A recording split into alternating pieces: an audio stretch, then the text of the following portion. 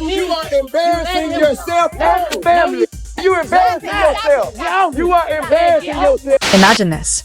T.I., the veteran Atlanta king, has his own son locked in a headlock, and it's all caught on camera, live, in front of millions during an NFL broadcast. But that's only the opening act. What came next in the feud with 50 Cent didn't just shock the fans. It shook the entire culture to its core. This wasn't just a disagreement. It was a war where nothing was off limits. Mothers dragged into the spotlight, wives exposed, sons thrown into the chaos, legacies shredded in group chats like paper in a storm. Just when everyone thought this would spiral straight to the grave, T.I. did the unthinkable. He extended an olive branch, an apology that stunned everyone. But that chapter? We're not there yet. Before that moment, the battlefield was littered with deleted posts, scathing diss tracks, family warfare, and a level of betrayal that would make even the most hardened rap veterans recoil. And if you think the 50 Cent saga is the finale, buckle up, because the storm didn't stop there. T.I.'s own son, King Harris, would step into the frame in a way so raw, so public, the internet still can't stop replaying it. This smoke traces all the way back to the early 2000s, when both men were running the rap game from opposite corners of the map. T.I., Bankhead's own Atlanta's pride. 50 Cent, South Jamaica's Lion from Queens. Both carried street cred that no studio could fabricate. On the surface, mutual respect, award shows, festivals, industry mixers. But beneath that calm, the tension was like lava trapped under a brittle crust. Two alphas, one jungle, neither willing to bow. In an arena where power is measured in sales, features, and influence, every encounter was a test, a silent question. Who really rules this world? Enter the Versus era, when fans craved legendary clashes. T.I. says that during a private TV promo in Los Angeles, he and 50 Cent made a handshake deal. Simple. T.I. would issue the public challenge. 50 would accept, and the world would witness a showdown for the ages. Two unstoppable catalogs, hit for hit, on a stage built for war. But when the moment arrived, 50 Cent vanished. No call, no confirmation, nothing but silence. In a game built on loyalty and code, that's more than disappointment. It's a betrayal. By February 6th and 7th, 2026, T.I. had reached his limit. He stormed the Nightcap podcast with Shannon Sharpe, and what came out of his mouth wasn't a hint or a warning. It was a full-throttle call-out, raw and unfiltered, the kind of energy only years of simmering frustration can produce. And when he spoke, you could feel every ounce of the rage and disbelief he'd carried for far too long. I said I wanted 50. That's what I said. He don't want no smoke, though. Oh, no. I called my man out. He don't want no smoke. He duck his smoke. That clip didn't just make waves. It exploded across every timeline in hours. T.I. wasn't lurking in the shadows this time. He went full frontal on a nationally televised podcast, telling the world that Curtis Jackson was straight up ducking the confrontation. And anyone who knows 50 Cent knows one thing. Public disrespect like that doesn't go unanswered. Almost instantly, 50 struck back on Instagram, dragging up clips from T.I.'s old court appearances and posting a meme in classic PSA fashion, basically saying, "Forget the buzz, let's do the stay away challenge instead." He even slapped a LOL on it, textbook 50, turning his opponent into a punchline before a single bar even landed. But T.I.? Not a flicker of amusement. By February 11th, 50 escalated, branding T.I. King Rat on Instagram, reviving the snitching allegations that had shadowed Tip since his 2007 federal firearms plea. In hip-hop, that label is nuclear. Worse than being called washed. No amount of platinum plaques wipes that stain. T.I. fired back with a message so sharp it left zero room for debate. Only one of them was really a rat, and he had the paperwork to prove it. He challenged 50 to lace up or shut his mouth and live in fear. The back and forth on socials was chaotic theater, but everyone knew the real war would play out on wax, and T.I. delivered. On February 22nd, he sat down on $1 million worth of game, dropping the betrayal in painstaking detail, how the conversation went, the handshake deal, and how once T.I. went public, 50 acted like it never happened. In T.I.'s eyes, that wasn't just cowardice. That was a character flaw. The very next day, February 23rd, T.I. unleashed his first diss snippet, War, a warning shot that made his intentions crystal clear. But that was only the appetizer. The full track, the right one, hit like a battering ram, tearing through 50's image with bars that most forums wouldn't even dare discuss. T.I. wasn't just testing Curtis Jackson's toughness. He was dismantling the entire persona that made 50 a household name. He painted him as a troll hiding behind a phone, running a meme page while claiming dominance. Then came the line that detonated the internet, a direct shot at 50 Cent's late mother. Even the most battle-hardened vets recoiled. The reaction was instantaneous. Half the world applauded T.I. for standing toe-to-toe with a rap assassin, bar for bar. The other half condemned him for dragging a deceased parent into the crossfire. If T.I.'s tracks were the earthquake, 50's response was the aftershock, and it went nuclear. One Instagram post, a photo of T.I.'s wife, Tiny, captioned with a warning to keep his name out of mouths. Just one post, and an innocent woman was now a casualty of war, violating the sacred unwritten rule that spouses and families stay untouchable. Stakes weren't just rap rivalry anymore, they were deeply personal. And that's when King Harris, the son of T.I. and Tiny, stepped into the ring, unleashing a fury the internet wasn't ready for. Yeah, I'm not raised. King wasn't holding nothing back. He was on Instagram Live, voice trembling with raw emotion, making it crystal clear that coming at his mama was a boundary that would not be crossed without consequences. And then he took it somewhere nobody saw coming. So tell your mama dig her up and post a picture that look better than mama. That response detonated across the internet. A young boy telling a billionaire entertainment mogul to go dig up his deceased mother for a side-by-side comparison. It was vicious. It was unfiltered. The kind of moment that makes you realize this beef done left the rap arena and entered a place where real hurt lives. And King wasn't letting up. He came back even harder, doubling down with an intensity that proved this wasn't clout chasing. This was a son protecting the woman who brought him into this world. I want to say something about my mama. Your mama. Your mama, go dig her up. You could hear the pain bleeding through the anger.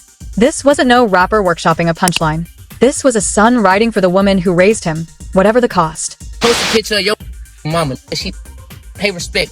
Stop playing with my mama. 50 responded the only way he knows how, through chaos disguised as comedy. Memes. He posted an image comparing King Harris to Peppa the Frog, dragged the entire family's looks, and turned a deeply raw moment into internet fodder. Even Tina Knowles, Beyoncé's mother, stepped in to defend Tiny publicly, widening the battlefield and adding a layer of cultural gravity that extended far beyond rap. The world was holding its breath, waiting to see if this keyboard war would erupt into real-life violence. The tension was thick enough to choke on. Then came the twist.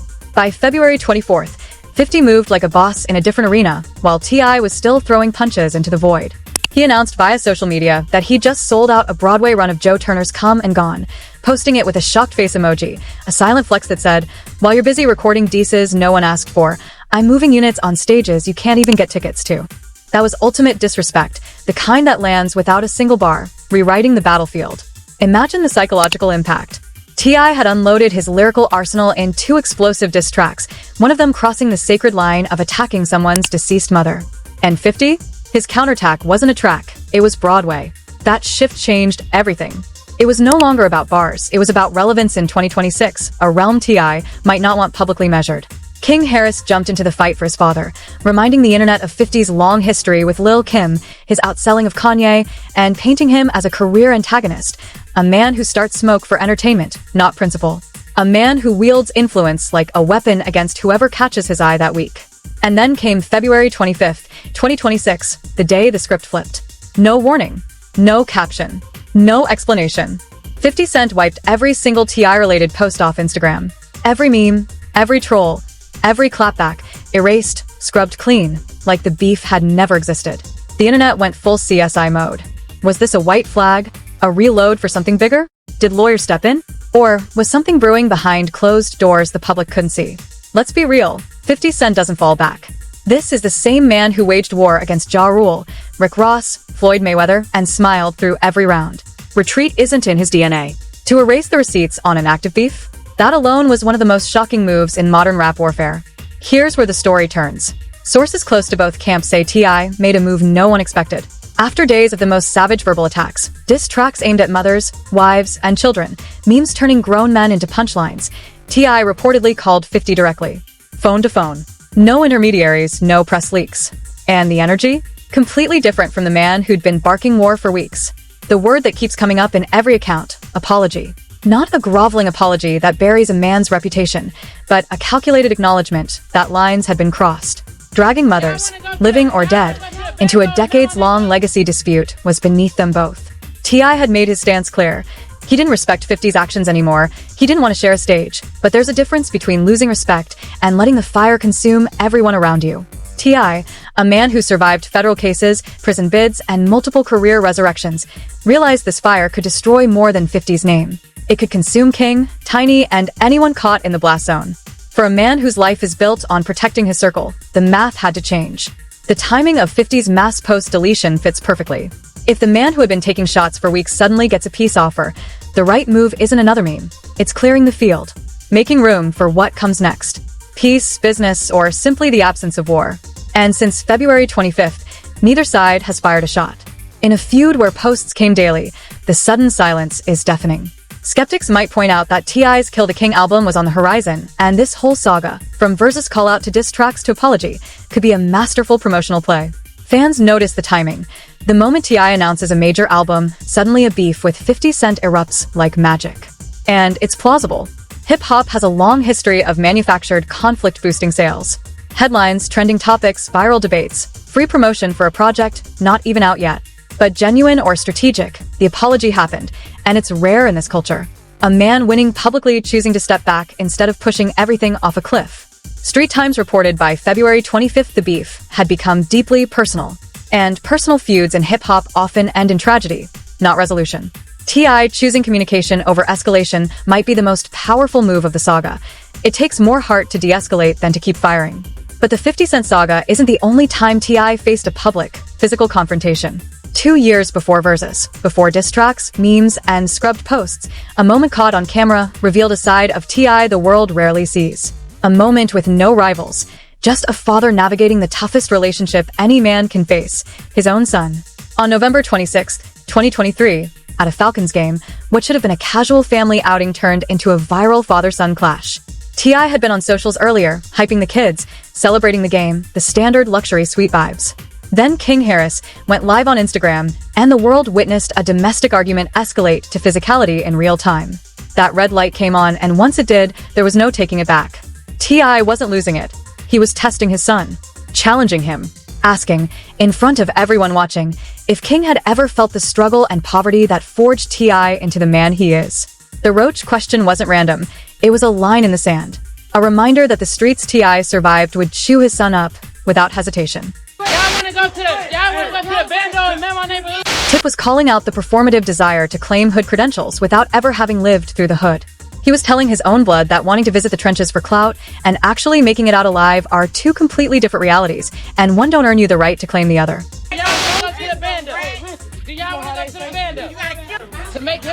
The message was crystal. King's whole tough guy act in his father's eyes was costume play. And for a young man who's dying to be seen as his own individual, separate from the shadow of a famous father, hearing that critique on a public live stream was the spark that blew the whole thing wide open. The king who wouldn't kneel. What popped off next in that Falcons game suite is the kind of moment that defines family dynamics in the social media age, where every private argument is one screen tap away from becoming public consumption. King Harris did not back down from his father's challenge. He didn't swallow the critique and move on quiet the way a kid raised under spotlights is supposed to. Nah, he pushed back with the kind of energy that told everybody watching. This wasn't the first time these two had butt heads over the same fundamental question. Is King Harris his own man, or is he living in a fortress his father's money built? The silver spoon talk, the Nepo baby label, the implication that everything King got was gifted and not earned. Them the kind of cuts that slice deeper than any diss track, cause they coming from the one person whose approval matters more than anybody else's on this planet. I know you know you, I know you know you know you ain't no mystery. I know you though. I know you know. You can hear the desperation tearing through King's voice. He ain't building a logical argument. He's looping the same words cause the emotions are moving faster than his mouth can keep up with. He knows his father. He knows the man standing in front of him has walked through fire King ain't never touched. But he knows himself, too. Or at least he believes he does. And the idea that his own pops is publicly stripping away his identity is more weight than he can carry in that moment. The stuttering, the overlapping phrases, the inability to string together a clean rebuttal. That ain't softness. That's what happens when the person you love the most on this earth tells you that you ain't who you think you are. Why y'all doing that to me? Y'all know me. You know I stand. That phrase, I stand on business, became the defining bar of the whole incident. It's King's anthem, his declaration of self, his way of telling the world and his father that he ain't soft, ain't privileged, ain't some product of comfort fronting like he's hard.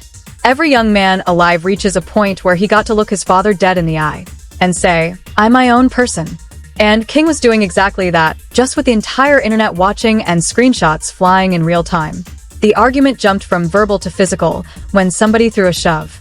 And what followed was T locking his son up in a headlock. a move that was equal parts fatherly instinct and raw aggression. The kind of grip a man applies when words ain't working no more, and physical authority is the only language left in the room. You are embarrassing yourself and family. You embarrassing yourself. You are embarrassing. That was Tip's breaking point. 6 seconds of unfiltered footage that millions would eventually watch on loop. He wasn't trying to hurt his son. He was trying to contain him, trying to physically stop King from doing or saying something that would make this mess even worse. But the optics were brutal. A Grammy-winning rapper, a man who survived the federal system, grappling with his own child in a luxury suite at an NFL game while the cameras were rolling. Tiny stepped between them to break it up, pulling father and son apart before the situation could escalate any further. And for a brief moment, that suite fell into the kind of heavy quiet that only comes after something detonates. In the immediate aftermath, King jumped on Instagram stories with posts that bled defiance and pain in equal measure, declaring that nobody could run up on him and questioning whether his own family viewed him as a mistake. Those posts got deleted quick, but the internet had already screenshotted, archived, and distributed him across every gossip site and hip-hop forum breathing. Tip's public response was measured. He essentially told the internet to mind its business, making it clear that what happened between him and his son was a family matter and outside opinions were irrelevant. And this wasn't even the first time, because reports pointed to a previous run-in at a Waffle House back in 2022 that suggested a pattern between father and son. A cycle of friction that kept spinning because the core issue, King's hunger for independence versus T.I.'s need for control, never got fully resolved in any single conversation or confrontation. He capping. He know I stand on business. He know that. Ain't no ever pull my car ever in life. Even after getting locked up by his own father on camera in front of the whole world, King was still on go, still asserting his toughness was authentic, still pushing back against any narrative that painted him as anything less than real. I stand on business. You got me somewhere, I stand on business. You got me in your hood, I stand on... That stubborn defiance, that refusal to yield even an inch to his own father, that tells you everything about King's mindset. This wasn't just about proving toughness. He was staking his claim on his own identity, insisting on defining himself outside of a blueprint laid down by a man who grew up in streets and struggles King could never fully grasp. That tension, the constant push and pull between a father forged in fire and a son born into privilege, is one of the most raw, universal dynamics any family can face, no matter how much money fills the accounts. Within days, the energy began to shift. T.I. made a public declaration of love, writing that he and King were tied together like a knot, unbreakable, bound to ride together to the heavens or the depths of the abyss. He put King's music on blast, highlighting a track called Father Like Sons with his brother Demini, signaling that despite the public blow-up, the bond had cracks but had not shattered. By 2025, King posted his own reflection, calling himself the man his father had raised him to be and confirming that they were finally seeing eye to eye. The Falcons game incident, explosive, raw, unforgettable, wasn't the point of no return. It had become the turning point, the catalyst that forced father and son to reckon, communicate, and rebuild. In the end, what looked like chaos became a lesson in loyalty, legacy, and the complicated, unbreakable ties of family. The drama, the conflict, the social media firestorms, they were all part of a story that, at its core, was about love, growth, and surviving the pressures of legacy together. If this story gripped you, hit any of the cards on your screen to dive even deeper.